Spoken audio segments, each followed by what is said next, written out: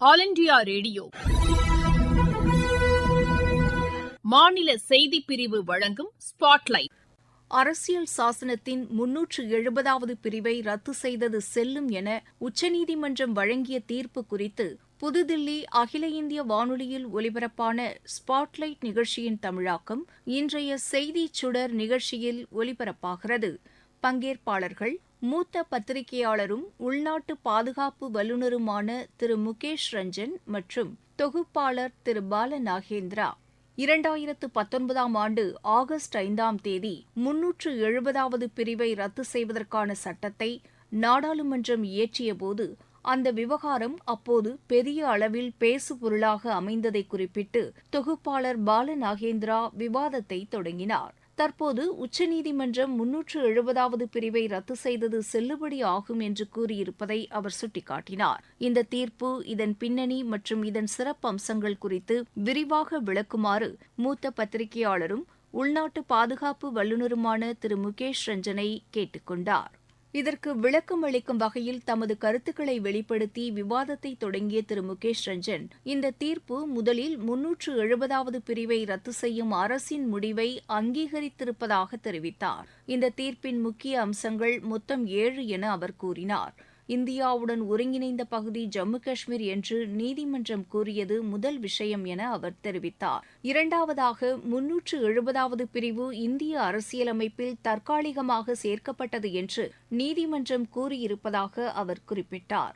மூன்றாவதாக, 370வது பிரிவை ரத்து செய்வதில் அரசு தனது அதிகாரத்தை பயன்படுத்துவதில் எந்த தவறும் இல்லை என நீதிமன்றம் தெளிவுபடுத்தியுள்ளதாக அவர் கூறினார். நான்காவதாக, லடாக்கை யூனியன் பிரதேசமாக மறுசீரமைத்ததையும் நீதிமன்றம் அங்கீகரித்துள்ளது என அவர் தெரிவித்தார்.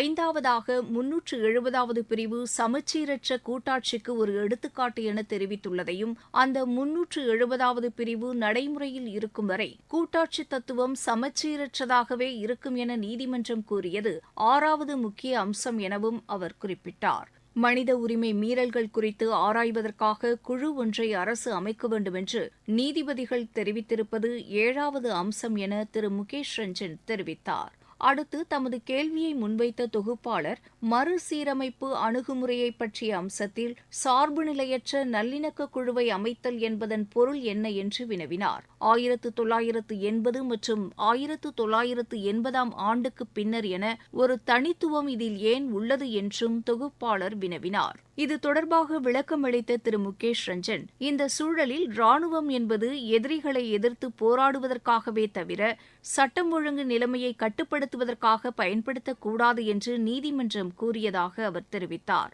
ஆனால் ஜம்மு காஷ்மீரில் குறிப்பாக 1980ஆம் ஆண்டுகளின் பிற்பகுதியிலும் 90களின் முற்பகுதியிலும் மத்திய அரசு அங்கு ராணுவத்தை நிறுத்தி நிலைமையை கட்டுப்படுத்த வேண்டிய சூழல் உருவானதாக அவர் கூறினார். இந்த செயல்பாட்டில் ராணுவமும் வலுவான அணுகுமுறையுடன் நிலைமையை கையாண்டது என்று அவர் தெரிவித்தார். அதேபோல் பாகிஸ்தான் அந்நாட்டில் இருந்து பயங்கரவாதிகளை நமது எல்லைக்குள் ஊடுருவ செய்தது நாம் அனைவரும் அறிந்ததே என்று அவர் கூறினார். இதன் காரணமாக சில மனித உரிமை மீறல்கள் நடந்தன என்றும் அதன் பிறகு 1990ஆம் ஆண்டுகளில் பெரும்பான்மையான இந்துக்கள், குறிப்பாக காஷ்மீர் பண்டிட்டுகள் பள்ளத்தாக்கை விட்டு வெளியேற்றப்பட்டதை அவர் சுட்டிக்காட்டினார். அவர்கள் தங்கள் சொந்த நாட்டில் அகதிகளாக மாறியதாகவும் இதனால் ஏராளமான அத்துமீறல்கள் நடந்தன என்றும் அவர் கூறினார். எனவே என்ன நடந்தது என்று ஆராய்ந்து இவற்றை எவ்வாறு சமரசம் செய்து இயல்பு நிலைக்கு கொண்டுவர முடியும் என்பதை கண்டறிய நீதிமன்றம் விரும்புவதாக அவர் தெரிவித்தார்.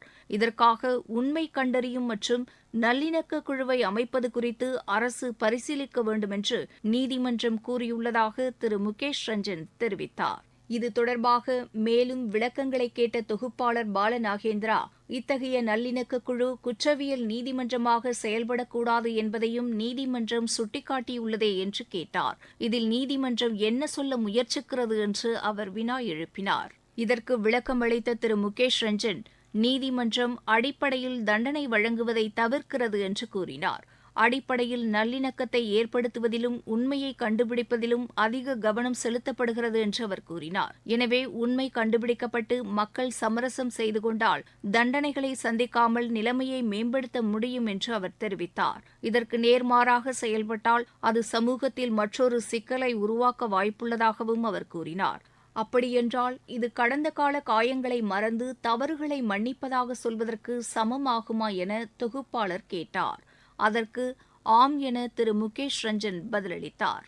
தொடர்ந்து கேள்வி எழுப்பிய தொகுப்பாளர் பாலநாகேந்திரா தேர்தல் நடைமுறைகள் குறித்த நீதிமன்றத்தின் கருத்துகள் பற்றி கேட்டார். 2024 ஆண்டு செப்டம்பர் 30 தேதிக்குள் ஜம்மு காஷ்மீர் யூனியன் பிரதேசத்தில் சட்டப்பேரவைத் தேர்தல் நடத்தப்பட வேண்டுமென்று நீதிமன்றம் குறிப்பிட்டுள்ளதை சுட்டிக்காட்டினார். தேர்தல் தொடர்பான நடவடிக்கைகளை தொடங்குமாறு தேர்தல் ஆணையத்திற்கு அறிவுறுத்தியுள்ளதை அவர் குறிப்பிட்டார். இதுகுறித்து உங்கள் கருத்து என்ன என்றும் தொகுப்பாளர் கேட்டார். ஜம்மு காஷ்மீரின் இளைஞர்கள் மற்றும் மக்களிடையே நேர்மறை சிந்தனைகளை கொண்டு வருவதில் இது எவ்வளவு முக்கியத்துவம் வாய்ந்ததாக இருக்கும் என்றும் அவர் கேள்வி எழுப்பினார்.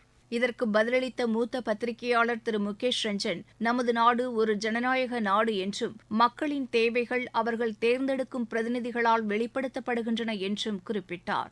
இப்போதைய சூழலில் ஜம்மு காஷ்மீர் மக்களுக்கு அவர்கள் தேர்வு செய்த அரசு இல்லை என்று தெரிவித்தார். ஒரு சிறப்பு சூழ்நிலை காரணமாக அங்கு குடியரசுத் தலைவர் ஆட்சி அமல்படுத்தப்பட்டது என்றும் ஜம்மு காஷ்மீர், லடாக் ஆகியவை 2 யூனியன் பிரதேசங்களாக மறுசீரமைக்கப்பட்டது எனவும் அவர் கூறினார். இந்த 2 யூனியன் பிரதேசங்களும் துணைநிலை ஆளுநர்களின் நிர்வாகத்தின் கீழ் கொண்டுவரப்பட்டதை அவர் சுட்டிக்காட்டினார். ஜம்மு காஷ்மீருக்கான இந்த யூனியன் பிரதேச அந்தஸ்து தற்காலிகமானது என்றும் அவர் தெரிவித்தார்.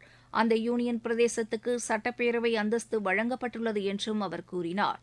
தேர்தல் நடந்தால் ஜம்மு காஷ்மீரின் நிர்வாகம் மக்கள் பங்கேற்புடன் கூடியதாக மாறும் என அவர் கூறினார்.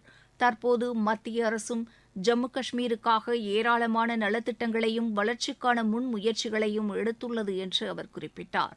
ஜம்மு காஷ்மீர் சட்டப்பேரவையுடன் கூடிய யூனியன் பிரதேசமாக இருப்பதால் அதற்கு அடுத்த ஆண்டு செப்டம்பர் 30 தேதிக்குள் தேர்தலை நடத்த வேண்டும் என்று நீதிமன்றம் காலக்கெடு விதித்துள்ளது என திரு முகேஷ் ரஞ்சன் விளக்கமளித்தார்.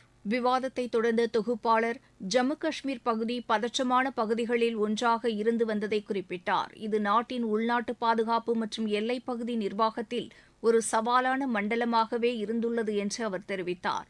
இந்த சூழலில் இந்த தீர்ப்பின் மூலம் அப்பகுதியின் எதிர்காலம் எப்படி அமையும் என நீங்கள் கருதுகிறீர்கள் என திரு முகேஷ் ரஞ்சனிடம் தொகுப்பாளர் கேட்டார். இதற்கு பதிலளித்த மூத்த பத்திரிகையாளரும் உள்நாட்டு பாதுகாப்பு வல்லுநருமான திரு முகேஷ் ரஞ்சன், இந்த தீர்ப்பு ஜம்மு காஷ்மீரை இந்தியாவுடன் முழுமையாக ஒருங்கிணைக்கும் என்றார்.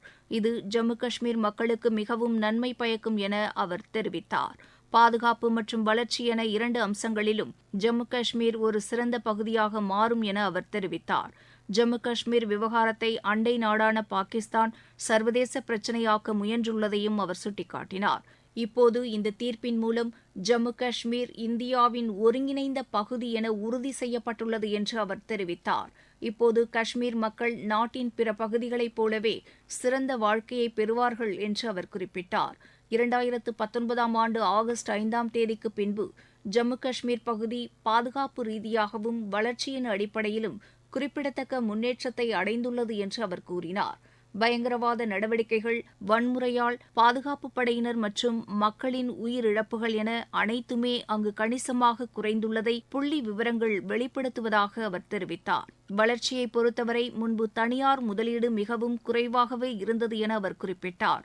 ஆனால் கடந்த 4 ஆண்டுகளில் 81,122 கோடி ரூபாய் மதிப்பிலான முதலீட்டு திட்டங்கள் அங்கு செயலாக்கம் பெற்றுள்ளதாக அவர் தெரிவித்தார். அங்கு நிறைய விஷயங்கள் மாறி வருகின்றன என்றும் ஜம்மு காஷ்மீருக்கு சுற்றுலாப் பயணிகளின் வருகை கணிசமாக உயர்ந்துள்ளது என்றும் அவர் குறிப்பிட்டார். பாதுகாப்பு சூழ்நிலையை கருத்தில் கொண்டு முன்பு ஜம்மு காஷ்மீருக்கு செல்வதை பிற பகுதி மக்கள் தவிர்த்ததாக தெரிவித்தார்.